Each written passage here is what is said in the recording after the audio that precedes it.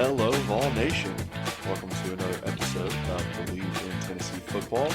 I'm your host, as always, Kyler Curtison, and joined by Reed Bacon this week again. We got a good one for you. So we're going to tell you exactly what the three most important games of this season are. We have a little bit different opinion, me and Reed, but I think we got down to it. We're also going to go over DeJoun Terry because I didn't get a chance to talk about him last week, and the new Kansas guy, and Reed shares his thoughts on the other transfer portal guys. So, going to be a great one. Let's start the show. By the game. Snap. The kick is in the air, and the kick this time is no, sir, Reed. No, sir, Reed. Final score. Tennessee 20, Florida 17. Pandemonium reigns. Loads up, fires long for the end zone. The pass is going to be caught. Tennessee wins! Caught by Tennessee to one Jennings. Jennings makes the catch in the end zone on the Hail Mary. Down at the 35, to the 40, to the 45, to the 50, to the 45, to the 40, to the 35, 30, 25, 20, 15, 10, 5. What did he do? All he did was score. Joey Pence, touchdown on play number 1. All right, so before we jump into the nitty-gritty of the podcast, got to shout out our presenting sponsor, Bet Online. So, NBA still going on, NHL starting to get into the playoffs, a lot of stuff to bet on, golf, everything. So Bet Online is your place to go. It's got all the news, the stats, the odds, everything that you could think of.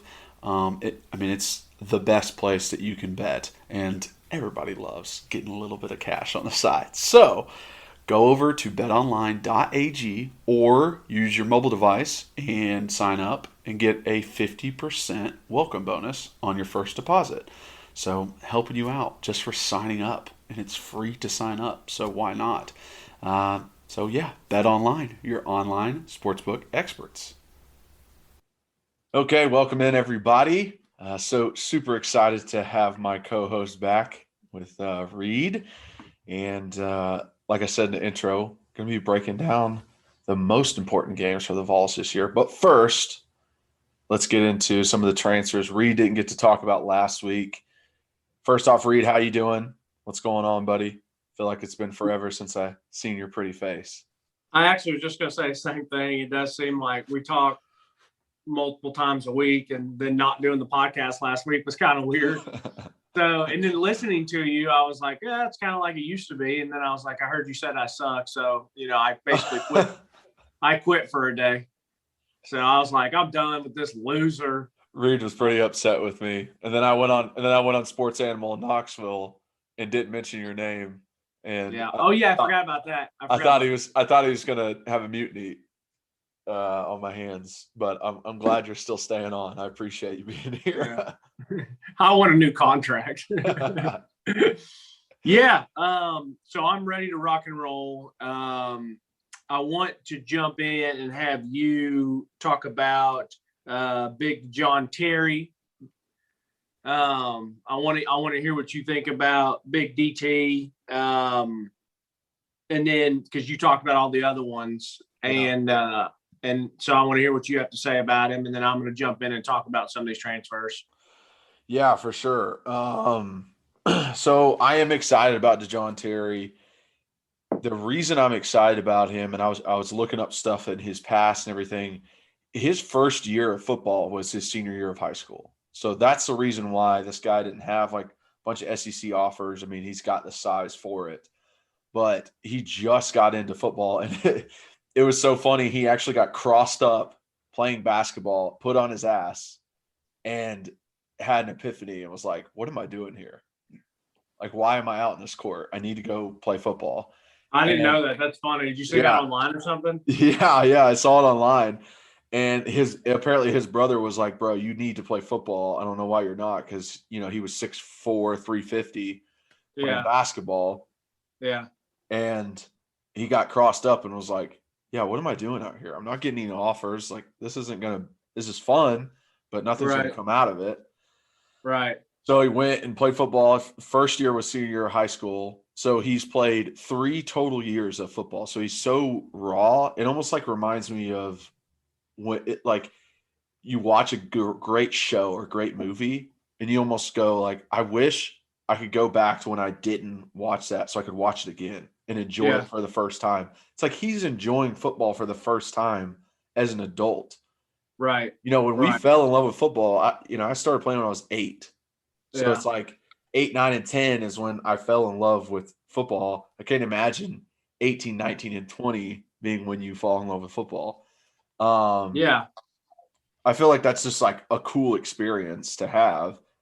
And the fact that he came into Kansas at 370, he's lost 50 pounds. He's down to 320. He's very eager to learn, very eager to understand what's going on. And as he's been there, he's gotten better and better and better. Was able to start 2 games last year. He only missed a game because of injury. So he would have played all 9, only played 8. But, and I like the coaches rave about him. His D-line coach said, once you meet him, you just fall in love with the person. He's probably the guy that makes me coach him the hardest. Love to hear that. Yeah. Love to hear that. What else do you want from a guy? Got the size, got the work ethic, is ready to play. And it just seems like a perfect fit. Now, just letting everybody know, I would still whoop his ass if I was out there. But there you go. I do like the addition. There you go. Yeah, it's funny you talk about falling in love with football when you're younger. By the time we were his age, 17, 18, 19, we loved football games. Yeah, yeah, exactly. We didn't maybe love the practice or the workouts and all that stuff. No, so he's I would say he's my favorite transfer that I'm excited about, but obviously I'm more excited about Juwan Mitchell for 2 reasons. Yeah. Because he's a linebacker and we have to have linebacker help. And I think he's such a stud too. And it's just, I guess just the main reason is it's just a more of a position of need. But so about DeJoun Terry, couple things. Like, I love it because he's a defense tackle. And and I know every time I'm always going to say, give me defensive line, give me offensive line. Give me defensive line, give me offensive line. Always, always, always, always, because that's where it starts. That's the most important. That's how you win football, especially in the SEC. So I tried to look some highlights up on him. I read about him. I saw the stats and stuff. And I couldn't really find any highlights except for on his Twitter page. Well, first off, his Twitter picture, guy looks great in that, like, sweated out, like, and it's kind of tight to him, the dry fit. Buddy looks like he's really put in some work on his body, which people Reed's crushing on the big 320 fella. No, you know me, like, I love the big Huskies, but like, people don't understand how hard it is for some big guys to like lose weight like that. Like, people don't understand, like, I played with a lot of guys that if they could have gotten their weight in check, they could have been really good, but either they're just lazy or they don't, so I was impressed when I saw that. Like, it was good to see that. And then he had some highlights on his own thing. And I love that he put on there, hey, this is only year 3 for me ever. Like you said, like, he says that in his little thing. And one of the things I noticed about his highlights on his Twitter was he's always getting fired up. And I love that. Like, he was always getting up, hitting somebody with the flex, like clapping, like getting pumped. Like, I love that crap. So, like, it was good to see that. Even if he doesn't come in right away and make an impact, who cares? He's got 3 or 4 years if he wants to be here. Plus, you said it on the other podcast, depth. Yeah. And I don't think we've had some good players sprinkled in the last couple of years, but when they're playing 90 snaps a game, bro, that's so tough for defensive linemen. So it's like, say if we had to go into the year with some not so good depth, well, Elijah Simmons and Butler and Tyler Barron and some of those other guys, like, they might not be as productive because they're sitting there gassed. Like, you have to rotate these guys. And so, yeah, it's also with the strength of our offense, it's going to make the defense tired with how fast our offense is going to be able to score, scoring in a minute and a half. It's going to make the defense have to play that much more. That happened in 2012 when we had Bray and Derrick and Justin Hunter and Michael Rivera and Zach Rogers, and it was just up tempo. We scored all the time. Our defense was worn out because they had to go back out in the field so fast. They never got a break because we would score in a minute. So that's something that this defense is going to have to worry about, and adding that depth is so important, like you said. It really is, because I mean, depth is so freaking important, because I don't care how good you are. Like, let's say you and I go out on a football field and I'm a DN and I'm rushing you at left tackle. Well, you by the end of the fourth quarter, you sat there and you played, we'll say 70 snaps, 60 snaps, whatever the case may be. And if I don't have a lot of depth, then I've probably played that much too.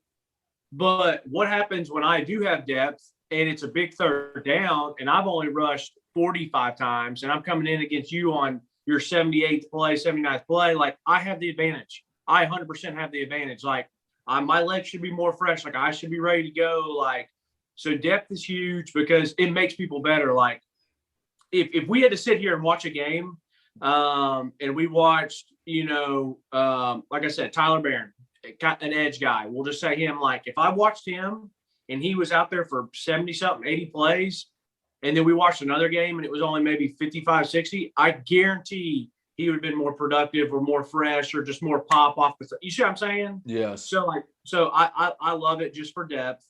But yeah, so those are the reasons, like, I love him. Like, I love the big boys, hopefully keep some people off our linebackers, hopefully hold the line of scrimmage. If you get in the backfield, great, but just hold the line of scrimmage. I like that he plays with some fire. I like that he's young. And, I love it for some depth. So now let me ask you this, because we talked about this, a while back when Heupel, had gotten his first two recruits, 3-star guys in Elijah Herring and Vincent Sneed. Yeah. And your thought process was, bro, it's not enough. Like, we need better talent. Because I remember you saying that. Now it seems like Heupel has somehow figured out the plan of the transfer, understands it completely, the transfer portal, because the amount of guys he's been able to bring in. And even guys like Terry, where you have a guaranteed starter. Like, it's not like he's not starting right where he's at. It's not like he's looking for playing time like some of the other guys that enter the transfer portal.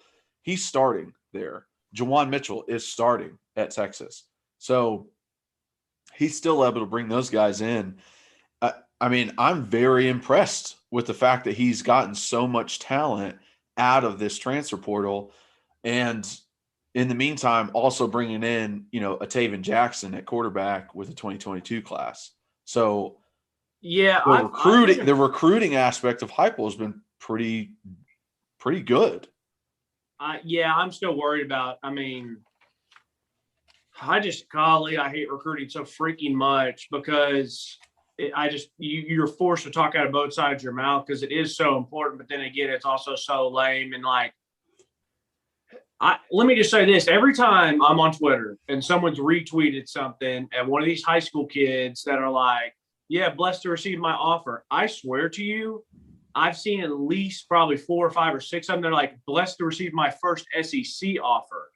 Now I know this is for the 2023 people that we're trying to jump on. So a lot of stuff can change, but we're the first to offer you an SEC offer. Or every time I click on their profile and see it's 3-star, 3-star, 3-star, 3-star, whatever. And I'm like, okay, yeah, they can bump up, but you have to get some legit dogs in here. And I don't want to jump into recruiting so much just yet. I want to mainly focus on the transfers, and we'll have plenty of time this summer to talk about the recruiting and stuff. But I don't know. It just makes me a little bit nervous. But anyways, I am happy with what he's done in the transfer portal because of some of the talent that he's been able to bring in. So, I agree with you with the recruiting stuff.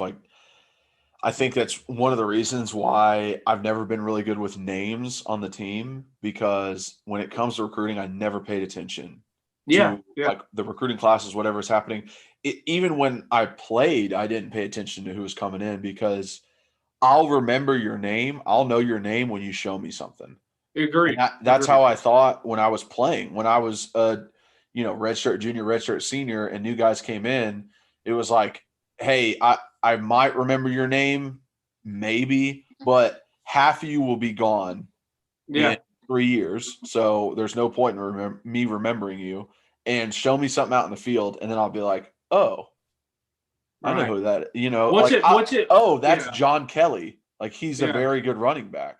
yeah. I didn't know him until I see him at practice and see how hard he runs, and then it's Right. like, oh, I like this guy.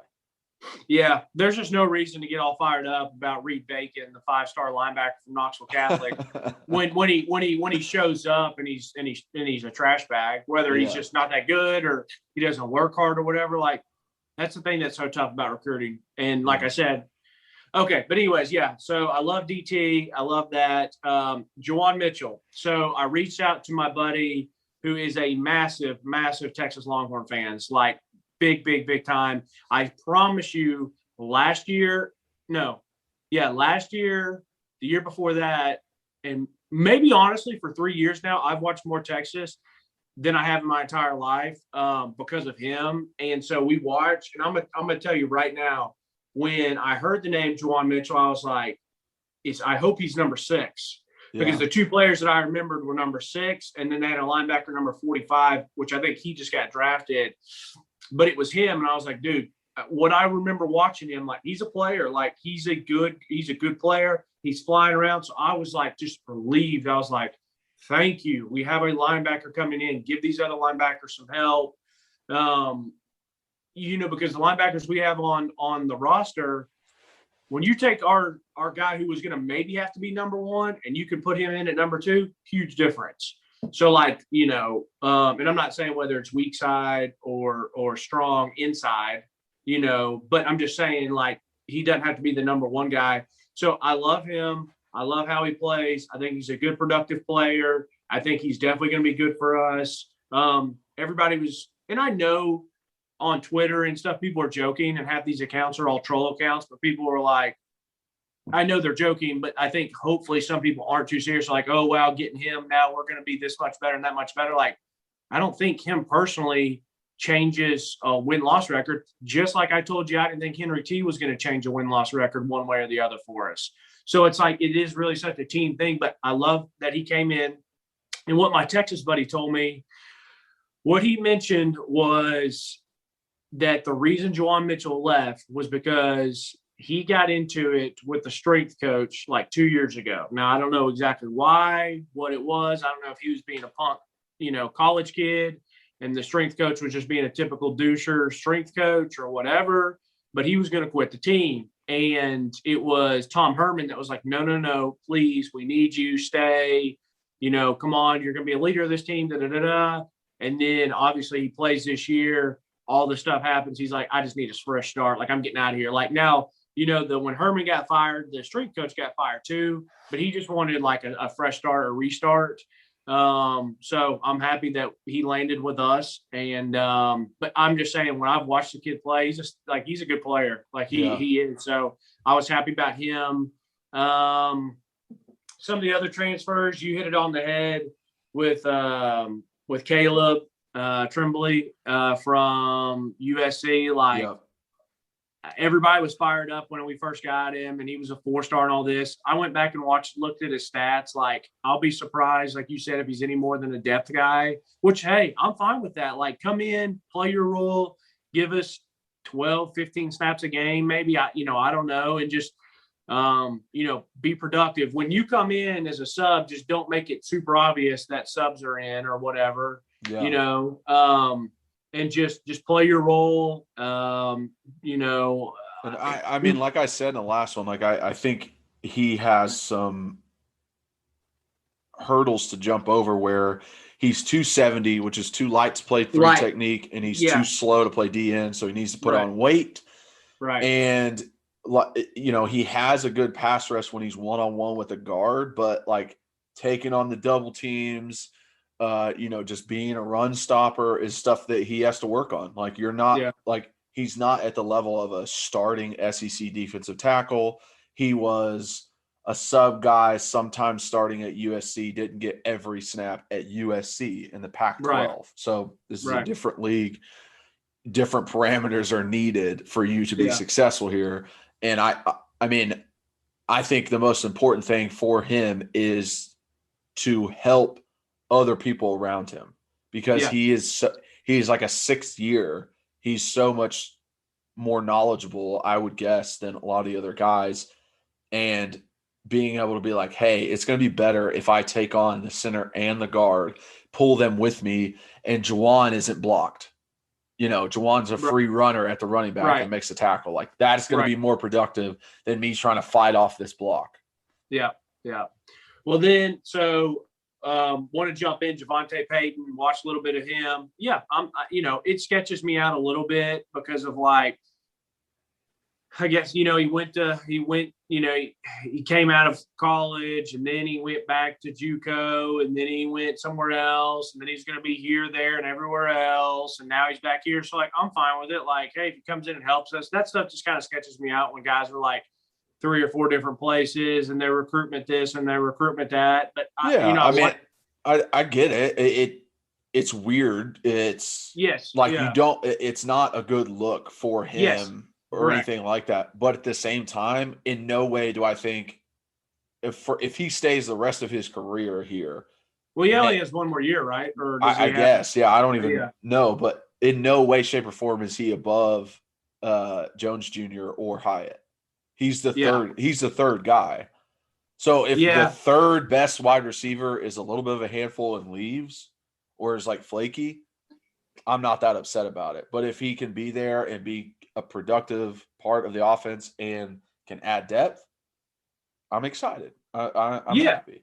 And I watched his game against LSU. I saw some of it live and then I watched a little bit of it again earlier this week. He had 1 bad drop in that game. Yeah. But other times he made some really, really good plays. So like, he looks like he can help us. I just, we got 7 transfers. I wish 5 of them. I wish 4 of them were linebackers. No, let me say. I wish 3 of them were linebackers and 4 of them were edge rushers. Or give me 3 linebackers, 3 edge rushers, and like 1 like safety or something. You know what I mean? Like I'm not worried about receiver, but if he comes in and helps, great. Like, that's good. And then lastly, the one I want to talk about was obviously Joe Milton.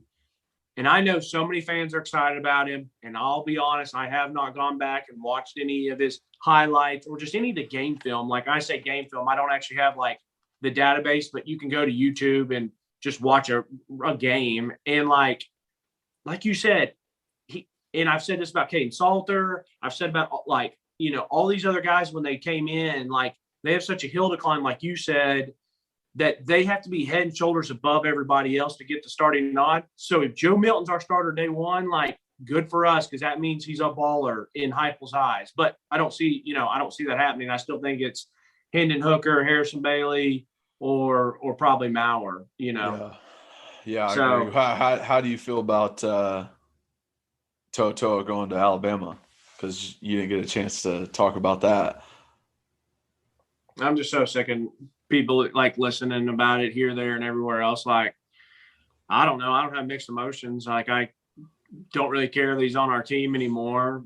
And like the fact that he went to Bama, like, he wants to go probably try to win a national championship. So good for him. And he's getting coached by the greatest college coach of all time, in my opinion, Nick Saban. So, good on him. I mean, I get Tennessee fans being mad, and I would be too. I think the biggest thing is like some of his friends, like on the team, fans were getting mad that like some of his player or buddies, like ex-teammates, were like wishing him congrats and like go ball out and stuff. And like, I wouldn't have put that on social media, but say you and I are like really, really good friends.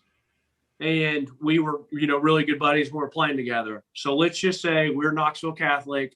One of our biggest rivals is Webb. Like, if you go to Webb for whatever reason, I'm going to text you and be like, hey, bro, like, go ball out. Like, I'm still your friend.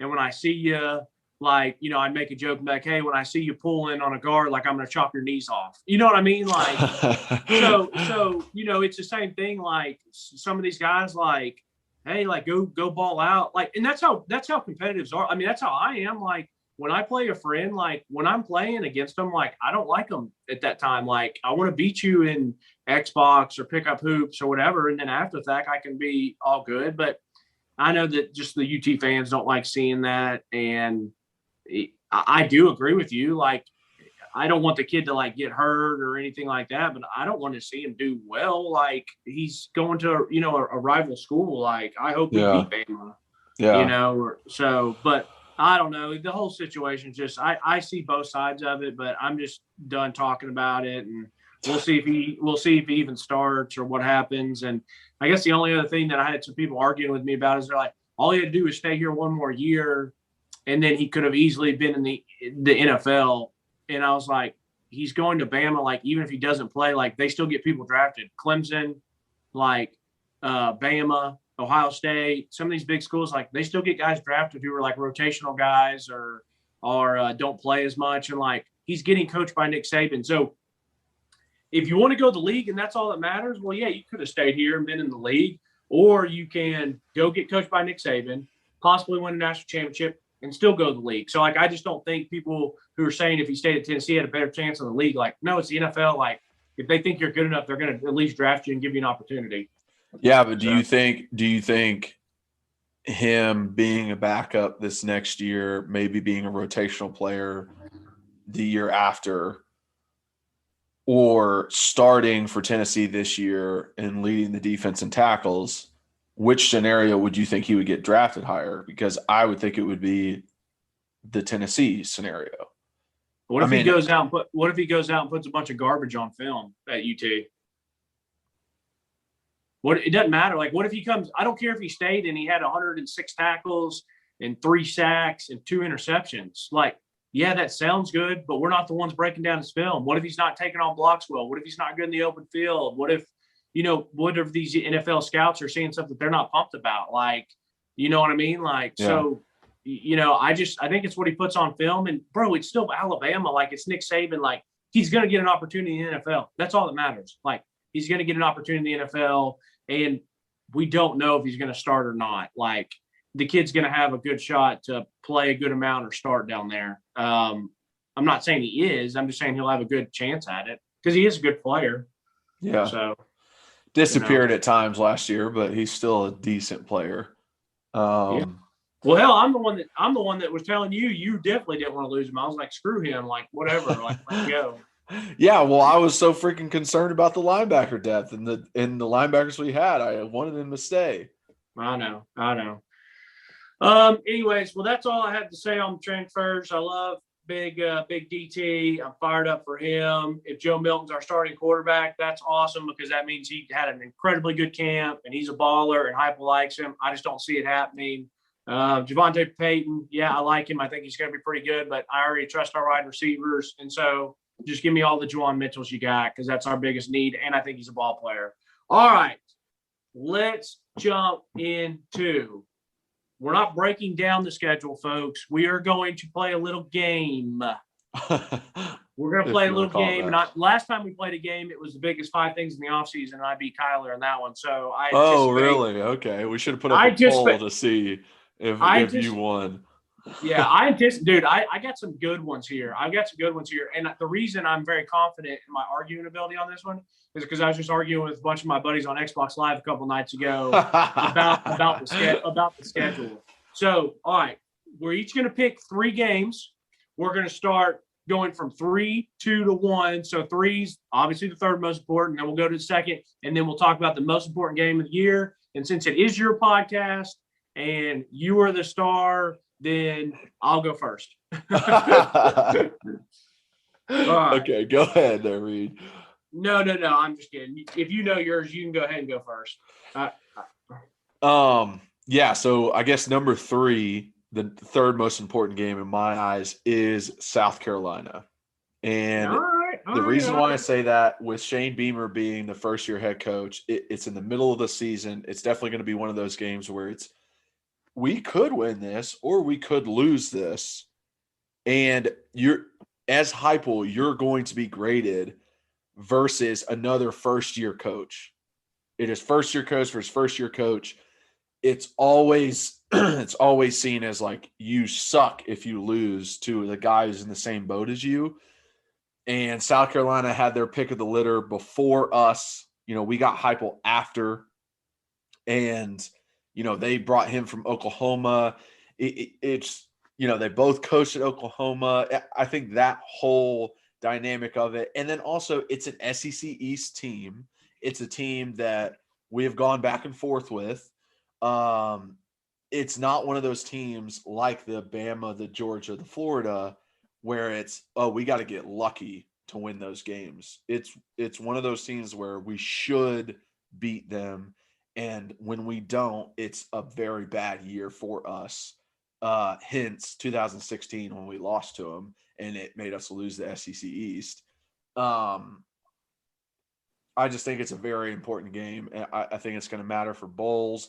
I think it's going to matter, just being in that SEC hierarchy, and it's an SEC game that we can definitely win and show that Heupel was a good decision for us.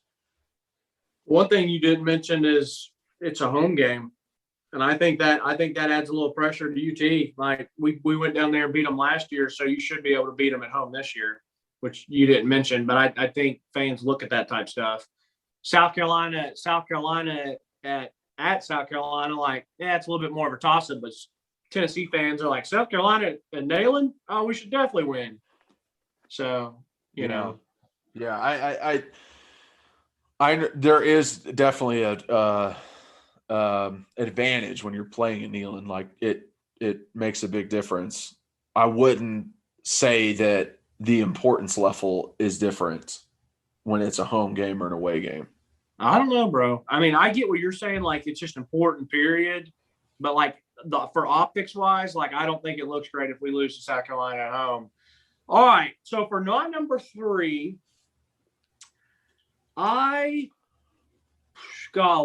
for me, I'll be honest, this is down to Missouri, South Carolina, Kentucky, and Vandy. And all the whole sketch. Like, what are you talking about? Hey, can I talk? Can I finish? Yeah, sure. Can I finish? Yeah. I said it's between those because they're all the caliber of SEC East opponents that I'm hoping that we can compete with this year. Yes. So, and I'm not saying Ole Miss because, I mean, That was a close for my third. It was a close for my third. I like Heupel, the fact that he's beaten Lane when they've played each other, when they were in the same conference and stuff like that. But like, and I love the fact that it's at Neyland and it's going to be a great crowd and stuff like that. But like, bro, Kiffin's going to be circling that mug on his schedule and he's going to be ready to go. And he's year 2 of his program.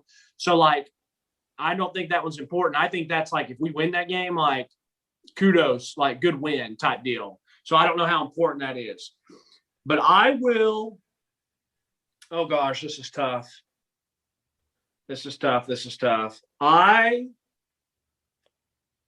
Where's your prep, Reed?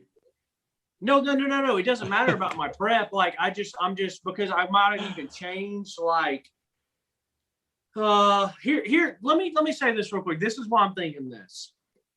At Missouri, I don't think I hate if we lose at Missouri, but the thing is, it's away.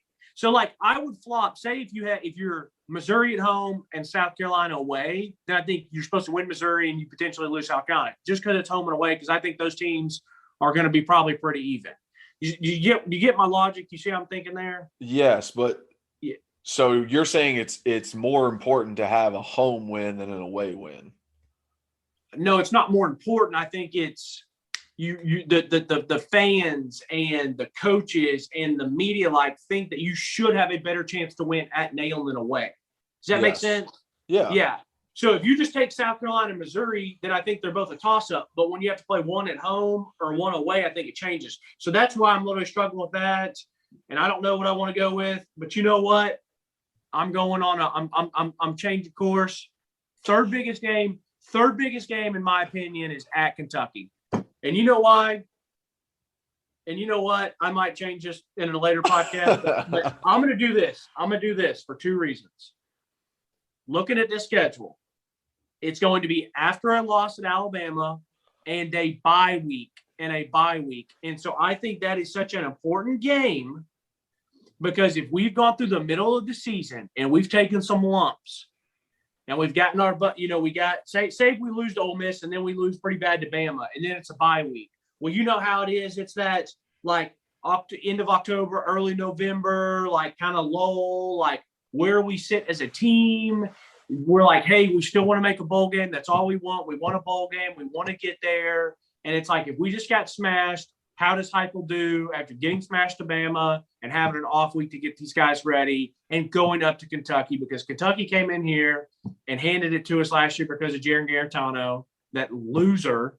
And so I think that's my third game. That's what I'm going with right now. That's the third most important game on the schedule next year. Okay. Even though I think Tennessee, I'm almost positive Tennessee will be underdogs in that game. Yes, it's definitely. They'll definitely be underdogs. Kentucky's had some better years recently. Stoops has done a good job there. Yeah, he's done a good job. I would agree. I don't hate your pick. I like it a lot. I think games off of bye weeks are always so important and always, in my opinion, they're so important because it shows what the coach is doing. Yeah, the optics of is this a good coach is judged so harshly on games of 2-week preparation. So yes, I get that. That makes sense. It's actually one of the reasons why I couldn't stand Butch Jones. But anyways, okay. All right, so we'll move to the second most important game, and with my pick, this has nothing to do with the news that just came out earlier this week of it being moved up. But Bowling Green is the second most important game. And I say that because it's the first game. Here is what this team is going to be like. Here's what my offense looks like as a coach in Heupel. This is what you guys can look forward to in the future. You can finally see what kind of team I'm running, what these guys are good at, what our team is going to look like in the future. Like it's your coming out party. Now, it being moved from Saturday to Thursday does not matter. Okay? As a player, it does not matter. It is no different than playing on a Saturday. The only difference is there's going to be a lot of people who don't want to go to class on Friday. That is literally the only difference. But from an optics standpoint, you're the only thing that's on Thursday night. So everybody's going to be watching.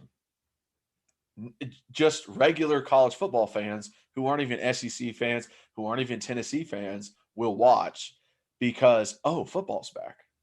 This is going to be fun to watch.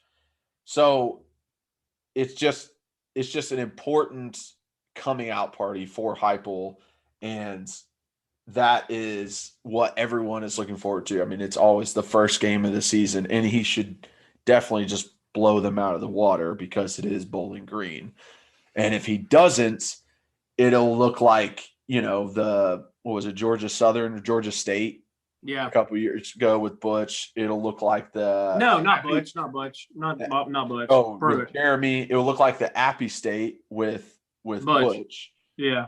Where it's just like, oh man, like I don't know. This team doesn't really look like it's prepared. So that's when I fell in love with Scott Satterfield as a coach we were ranked like top 10, maybe, I don't know, we had Hurd, Kamara, and Dobbs, and Scott Satterfield comes in here and just, out-coaches Butch up and down the field. If it wasn't for just having better talent and better athletes, we would have lost that game. Yeah. So, but all right. So you said Bowling Green is your number 2. My number 2 is the Pittsburgh Panthers. Okay. It's huge. It's important. It's a massive, massive game because in this first year, we have to get the games that we are either slightly favorite or slight underdog, because there are games that I think are just not a good chance of us winning. the Floridas, the Bamas, the Georgias. I think even at Missouri or at Kentucky, like those can be pretty tough games for us. So I think Pittsburgh is huge. And I don't know if they announced any of the times for any of those games besides Bowling Green. No, I just looked and they're all TBA. So I have a feeling. I got a feeling, and I hope, but I got a feeling that Pittsburgh game is going to maybe be an afternoon or night game, kind of like Bowling Green was. And it's that nice September night. Neyland's going to be packed. And I think it's just going to be a great atmosphere for the fans and for the players and for recruits because it's still early. It's still new. Hopefully we're coming off of a nice win of Bowling Green. This is a better competition. And I think it's so important. This is the game I was arguing with my buddies with the other night on Xbox. I was like, I think this is going to be a toss-up game. Like, this is a huge, important game.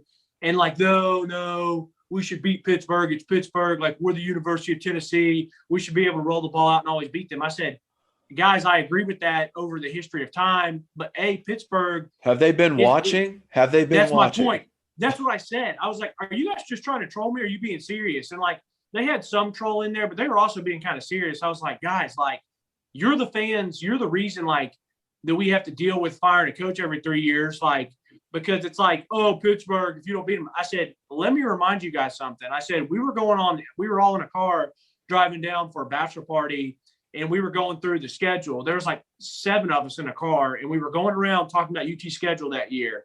And it came to me in that car, and I said, I bet we lose to BYU. And they're like, are you fucking serious? BYU? I said, bro, I bet we lose to BYU. I have a funny feeling about it. I said, those guys are all 22, 23, 24-year-old grown men. They're going to come in. They're going to compete. They're going to play hard. They're going to be well coached. I said, if we win that game, I will be very impressed, and I'll be very proud and very happy. I went to that game, and I was very impressed, and I was very happy, and I love what Pruitt was doing. He was running the ball at them. He was dink and dunk and run the ball, play action. We go into halftime. We're up. I think it's 21-10. We get the ball to start half. If we go down and get a field goal or a touchdown, we blow them out. It's a nice win. Jaron Garantano throws one of the worst picks I've seen. He throws it right to that linebacker. And we go to overtime. We end up losing the game. And they're like, Reed, we shouldn't have lost that game anyways. If Alontae Taylor just stays deep and da-da-da-da. I said, guys, we still went to overtime with them too, and we lost in overtime. It wasn't like we lost on a Hail Mary. I was like, and I'm still right. If I predicted we lost the game and we lost the game, I'm right. Doesn't matter how it happened. Like, we still lost the game. So that Pittsburgh game is my BYU game. And I think it's a huge win for UT if they do it. Like, I predicted to them that Tennessee could maybe, possibly, potentially be like a 1 or 2 point underdog at home, which I don't know. I was just saying, like, I wouldn't be surprised if that was the case. But that's why it's my second most important game. I think if you win that game, it is massive. Yeah, I mean, I think it definitely helps. You know, if you win that game, you're probably going to have an undefeated record going to Florida. So a lot of confidence, leading into SEC play, which is always really big. And like you said, years past, that like second game where it's versus an opponent that's a Power 5 team that's actually pretty good, it's always a trendsetter for what the rest of the season is going to look like. Are you going to be able to compete with everybody else? Are you, below the midline, or are you above the midline? Like, that's and they were talking about, they're like, Reed, Pittsburgh's garbage. I pulled right then and there. I pulled up my phone and looked at their schedule last year. I was like, guys, like, they've had some pretty nice wins, and they had some convincing wins. Yeah, they got blown out by Clemson, but who doesn't get blown out by Clemson? And yes, the ACC might not be that great, but bro, Tennessee ain't that great either right now. Like, what are you guys talking about? Yeah. I was like, this is going to be a bit. They're going to come in, and I have no idea what Pittsburgh's lost. I have no idea what's coming back on that team. I have no idea about any of that stuff. But like, they're still going to come in here, have a couple, pretty good dudes. They're going to play hard. They're going to play well. And I'm just saying, it's going to be a nice big win for Tennessee if we can get that win. Yeah, all right, your number one game. One more thing about the Pitt thing is, Tennessee isn't necessarily where it's been in the past, but when teams come from out of conference and come to the SEC, it almost doesn't matter what team they play. But if they come and play Tennessee, they give it their best because Yes. We have the biggest stadium. Have such tradition, and it's an opportunity for them to be like, hey, we beat a SEC team. Right. Even though we're not like upper echelon of Alabama's or Georgia's right now, it's still, hey, we beat a historic program in the SEC. So they're going to give their best. And they walk in, they get to go in and play in Neyland and say, we went in there, beat Tennessee in Neyland. Yes. Yeah, exactly. All right, your first game. I really did think about Pitt a lot. It was on the tip of being one of these important games for me, but I on the tip of what? Like on the tip of my tongue. like I wanted to put it into the list, but I didn't. So my most important game, and this probably has to do with the Cole Kublik interview and him talking about it, but South Alabama. Oh my gosh, that's such a fraud. What? No, dude, you just got absolutely owned by Cole Kublik. You are a product of the moment and of the interview. There is no way South Alabama is the number one most important game. No way.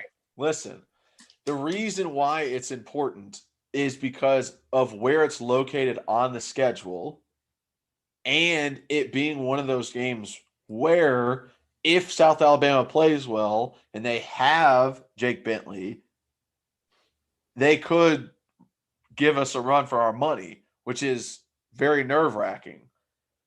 Like you said with the Pitt thing, this isn't a guaranteed win. Like, we have to be playing well at that moment to win that game. I don't think South Alabama is a guaranteed win. It's not the same as Bowling Green and as Tennessee Tech. It's not a guaranteed win. It's also at the end of the season after we've probably lost either South Carolina, Missouri. We've lost, Alabama, Georgia, Florida. We probably have lost Kentucky. And if we don't win this game, we're not going to be bowl eligible. We're not going to be able to get to a bowl game. And we have to win out the last two games of South Alabama and Vandy. This is going to be a very important game at the end of the season to determine, are we going to be above that medium line that I said or below it? Are we going to be a 5-7 team or are we going to be a 6-6 team? Oh my gosh. First off, let me start by saying I don't disagree with you. I feel like I see South Alabama that we played them in the past. They have like the white and red, little like Jaguar looking thing. Like they came in a couple years ago. And I think they played us tough. Yes. And I don't disagree with you that after by the end of that season, like have the fans checked out, have the players checked out, what injuries do we have? Can we make a bowl? All this different stuff. I get it. And I could totally see them coming here and competing their butts off and beating us. Competing with us and like giving us a hard time. But it can't be the number one most important game. There's no way that that's the most important game on the entire schedule. Like, I get your point you're making, but like that game is like, that is one game that we're going to be favored to win. And Tennessee, that one is the one that my friends are talking about where we should be able to roll the ball out and win. Now, Tennessee is Tennessee, and there's a lot of upsets that happen, and we always play really bad against some of these teams, but that's not one that I shouldn't wake up that day and be nervous about losing. Like, let's go out here, let's handle business. It might be a little bit close, but if Heupel loses that game, that one's the one that I'm like, yeah, this is a little sketchy. Like, this is a little sketchy unless something else happens. So you're saying it's very important for him to win that game. That's what you just said by saying it's very sketchy if he loses. Well, I mean, that's like me saying that it's very sketchy if he loses to Tennessee Tech, but Tennessee Tech's not the most important game of the schedule. No. So I disagree because that is at least one that's not a toss-up. That's one that we should win. And like, I get it, like bowl eligible, but it's not the most important. Like, it shouldn't even be top three, I don't think. Maybe the third one. Maybe you should have gone South Alabama, South Carolina, Bowling Green, maybe. I mean, okay. But anyways, my number one, and this is the correct answer, is Bowling Green is the most important game of the season. Like you said, because it is the first game of the season. And all of us have been drinking the Kool-Aid. We're going to get fired up. We're going to get excited. We're drinking the Kool-Aid as much as we can. And it is a prime time Thursday night game. And all these fans that are like, which I haven't heard much, but if they are pissed and move to Thursday night, screw them, bro. Like, it's great for Tennessee to be on Thursday night. It's great. Like, first off, the players are going to love it because it's going to be a prime time game. It's at night. It's under the lights. I wish it was on ESPN or ESPN2, but it's SEC Network, so whatever. We'll be competing with the other 2 or 3 games that are the first games of that college football season. But you get to see the Big T. You get to see the Big Orange out there to start the 2021 football season. I want all the publicity we can get. I want to go out there. But with all that publicity, you have to play well. That's why it's important, because if we go out there and we look like a bunch of slappies and we lose to Bowling Green at home, like, then people are going back, we'll just fire him now type deal. And it's going to be a lot of bad publicity. And we all know we need all the good publicity we can get because this year is a big recruiting year for Heupel. So that's why it's the most important game. I love this on Thursday night. The players probably love it too, because they're coming off camp and now everything gets jumped up a week. And you didn't mention this when we were talking on the phone the other night, but like, playing on Thursday night, he's probably going to give them Friday and Saturday off. You know, like, they're not going to get to like probably leave campus and stuff, but he'll let them relax and they'll get to be college kids and maybe watch some other games and just have a day or 2 off maybe. I don't know that for sure, but you go out, you get a big win. Like, it's great morale for this team. You want to start on the right foot. I just can't say it enough. I love that it's on Thursday night. I love that all the eyes are going to be on us. And I just hope – I'm not even saying we have to kill them. Like, I just want us to win, and I just want to look well coached. That's what I want. I want us to look well coached and well-disciplined team. Yeah. Bang! I mean, look, I put him as the number 2 most important. So, I agree that it is a very important game. I just want you to argue my point of South Alabama. If we're to lose versus Bowling Green, but then beat Pitt, beat Tennessee Tech, make it close with Florida, beat Missouri, is anybody going to be looking back at the Bowling Green game going, well, he lost to Bowling Green? No, they're going to be like, well, he beat Pitt and he beat Missouri. Who gives a shit about the Bowling Green game? But if you lose to Bowling Green and then lose and lose and lose and lose, they're still not going to look back and go, well, what about the Bowling Green game? It's, well, he lost to Pitt, he lost to Missouri, he lost to South Carolina. That's why I'm saying that one's not important. Now, you go the opposite way. Say we win Bowling Green, win Pitt, win Tennessee Tech, lose to Florida, win Missouri, lose to South Carolina, lose to Ole Miss, lose to Bama. And it gets to the point where we need to beat South Alabama and Vandy to make a bowl game. We need to get to 6 wins to make a bowl game. That South Alabama game is very important to get to a bowl. It's very important for the entire view of Heupel. Can he actually do it? Can he get to a bowl game in his first year? In the other way, if we lose all those games, we lose to Pitt, we have 2 wins, 3 wins on the season going into South Alabama, it's still an important game because it's like, is this guy going to be able to stay here? If he loses to South Alabama, everyone's going to go, that's it. It's done. Like, we're out. Like, we can't do it anymore. He has to be out of here. We got to get another coach in. So in both scenarios of how the season is going to play out, that game is going to be very important on the schedule. That's what I'm trying to say. Yeah, I'm not disagree. Like, I guess that's a good argument, and you made a good point, and I see where you're coming from, but like, bro, he ain't get fired first year anyway, so he could go out and lose to South Alabama, and he's still not going to get fired. So, but I understand he's not going to get fired, but the perception of him is going to be completely different. Yeah. The perception of him will not be completely different with the first game of the season. The perception of him with the 11th game of the season, with bowl game on the line, will be changed depending on if he wins or loses. Now you're starting to think about what I'm saying. No, I've always agreed with you that it's an important game, but I just think that they should definitely win that game. Like, and I think Bowling Green's more of a toss-up than South Alabama. Like, no way. What? You think South Alabama is better than Bowling Green? Yes. So you would be more nervous if we were playing South Alabama first game of the year than Bowling Green first game of the year. Yes. Bro, you're if you had never had that Cole Cubic interview, then like you wouldn't be saying this. I mean, in no way, like in my thought process, when I played all of those teams that we played, in my head, I was like, we're going to kick the crap out of them. Like, Yeah, it's a stat pattern game. Like, I always viewed it as that, like, I don't care if this isn't a conference team, if this isn't an Oklahoma or an SEC team, I'm not I'm going to beat the crap out of these guys. But from an outsider looking in and what we've done over the past years, these are not games where it's roll the balls out anymore. And people need to get that through their head. I mean, you just scoffed at your friends for saying that about Pitt.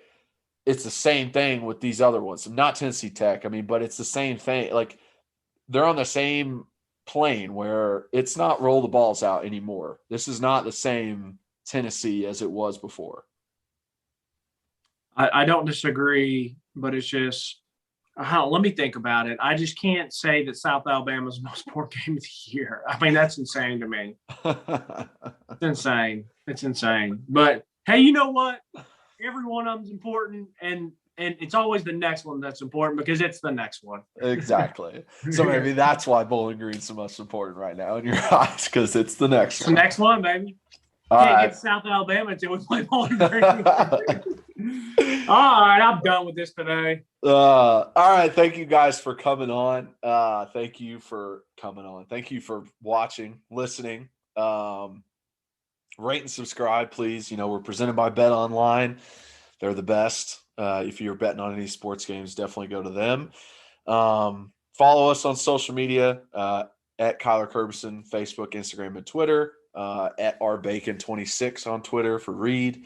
Like I said, rate and subscribe, tell all your friends, tell all your family, let them know where you get the best info, the best breakdown of Tennessee stuff, and the best arguments between friends.